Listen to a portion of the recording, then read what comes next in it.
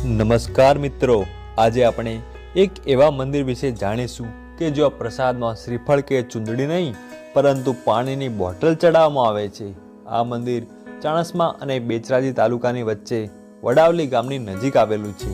આ મંદિરના ઇતિહાસ વિશે જાણીએ તો બહુચરાજી તાલુકાના ગુંજાળા ગામથી ચાણસ્મા તાલુકાના રામપુરા ગામે જાન આવી રહી હતી ત્યારે મણિપુર અને વડાવલી ગામ નજીક ગોગા ફાર્મ હાઉસ પાસે ભયંકર અકસ્માત થયેલો, તેમાં 6 વ્યક્તિઓ મૃત્યુ પામ્યા હતા। તેમાં બાળકો પણ સામેલ હતા, જે અંતિમ શ્વાસ સુધી પાણીનું અરણ્ય રુદન કરી રહ્યા હતા, પરંતુ તેમને કોઈ પાણી આપવા વાળું મળ્યું નહીં ને અંતે અંતિમ શ્વાસ લઈ લીધો। આજે જે જગ્યાએ તરસ્યા બાળકો પાણીની બૂમો પાડીને મૃત્યુ પામ્યા હતા, તે જગ્યાએ આજે બાળ પૂર્વજ ગોગા મહારાજનું નાનું એવું ઈંટોનું મંદિર બનાવ્યું છે।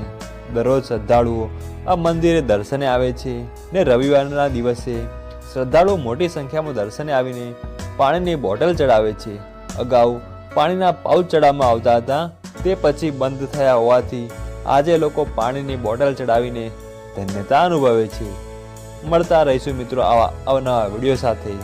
ધન્યવાદ।